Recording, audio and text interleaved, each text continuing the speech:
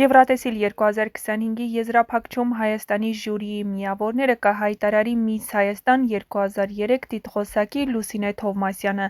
Նա արդեն մեկ անգամ հանդես է եկել որպես Հայաստանի խոսնակ 2011 թվականին: Եվրատեսիլ 2025-ի եզրափակիչ համերգը կմեկնարկի Երևանի ժամանակով ժամը 23:00-ին Հայաստանի պատվիրակ պարկը ելույթ կունենա 18-րդ համարի ներքո: Հայաստանի օգտին քվեարկելու համար հարկավոր է 18 թիվն ուղարկել ձեր երկրում առանձնացված կարճ համարին: Քվեարկության կարգին և մանրամասներին ծանոթանալու համար կարող եք նաև հետևել մրցույթին ձեր երկրում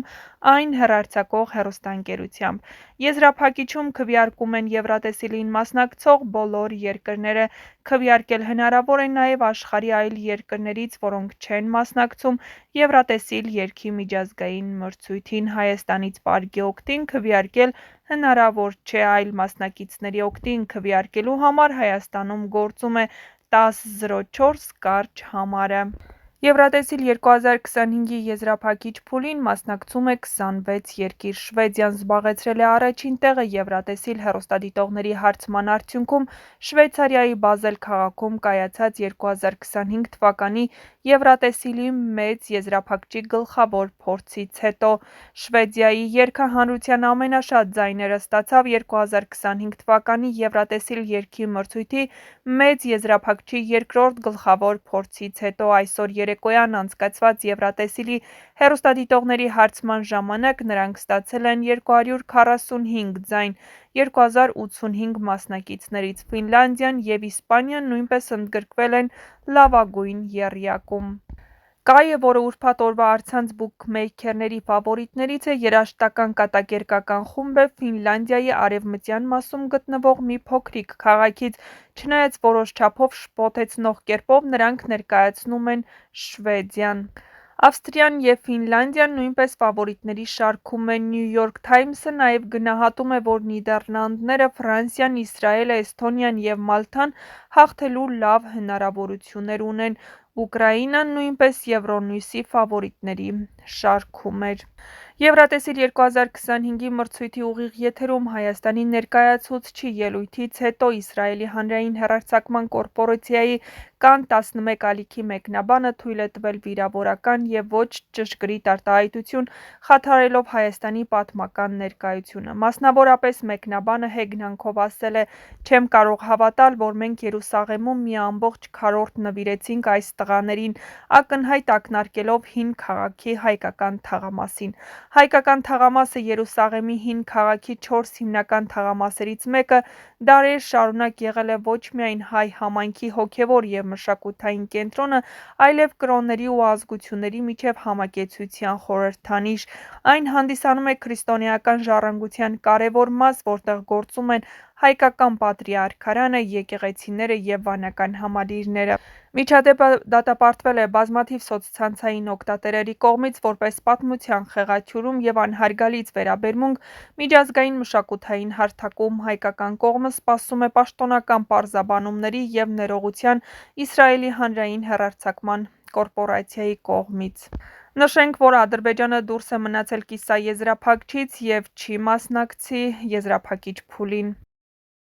Եվրատեսիլ 2025 երգի միջազգային մրցույթի եզրափակիչը, ինչպես արդեն նշեցինք, տեղի կունենա Բազել քաղաքում այսօր: Դոյչե վելեի լուսանկարների պատկերասրահում բոլոր մասնակիցները ներկայացված են բեմում հայտնվելու հերթականությամբ: Հայաստանի ներկայացուցիչը ելույթ կունենա 18-րդ համարի ներքո: Պարքև Վարդանյանը Հայաստանից կամ պարկը համարի գրեթե կեսը վազել է վազքուղու վրա: Նախանձելի մարզավիճակ, գրում է Դոյչե վելեն հայ երգչի լուսանկարի նկարագրության մեջ: Նշենք, որ մրցույթը կբացվի անցյալ տարվա հաղթող Նեմոյի երգով: Հաջորդաբար կներկայացվեն բոլոր մասնակիցները, իսկ ընդմիջման ընթացքում հանդես կգան Շվեյցարիայի նախկին ներկայացուցիչները: Մրցույթը կարող եք դիտել ուղիղ եթերում տարբեր հեռուստաալիքներով և առցանց հարթակներով: Հայաստանում այն կհեռարձակվի հանրային հեռուստաընկերության ուղիղ եթերում: Քվեարկությունը բաղկացած է երկու մասից՝ մասնագիտական ժյուրիի և հեռուստադիտողների ձայներից: Բացի այդ, մնացած աշխարհը կարող է քվեարկել առցանց: Մրցույթի կարգախոսն է միավորված երաժշտությամբ, որը շեշտում է երաժշտության համախմբող ուժը: Եվրատեսիլ 2025-ը նշանավորվեց ոչ միայն երաժշտական կատարումներով, այլև մի շարք ուշագրավ վիճահարույց դեպքերով։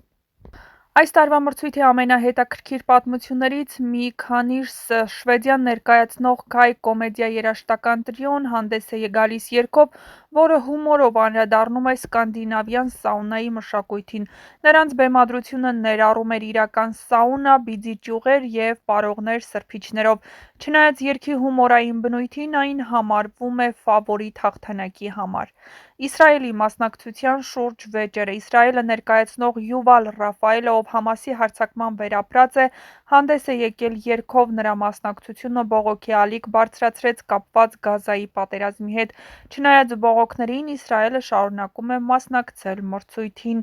Էստոնիայի երգը իտալական ստերեոտիպների շուրջ։ Էստոնիան ներկայացնող Թոմի Քեշի երգը քննադատության ենթարկվեց իտալական ստերեոտիպների օգտագործման համար։ Իտալիայի սենատի փոխնախագահը կոչ արեց արգելել երգն, այն անվանելով անհարգալից։ Մալթայի երգի անվան շուրջ վեճ։ Մալթան ներկայացնող Միրիանա Կոնտեի երգը վերանվանվեց անգլերենում հնչող անպարկեշտ բառի հետ համընկնելու պատճառով։ Այս փոփոխությունը բողոքի ալիք բարձրացրեց Մալթայում, այն անվանելով լեզվական խտրականությամբ։ Այս տարի մրցույթի կազմակերպիչները սահմանափակվել են բեմում միայն մասնակից երկրների դրոշների օգտագործմամբ։ Դե ինչ, գրեք ըստ ձեր կարծիքի, որտեղն է զբաղեցնելու այսօր Հայաստանը ներկայացնող պարկի երգը։ Սպասում ենք մրցույթին, չմոռանաք իհարկե քվեարկել մեր մասնակցի օգտին ձեր երկրներից։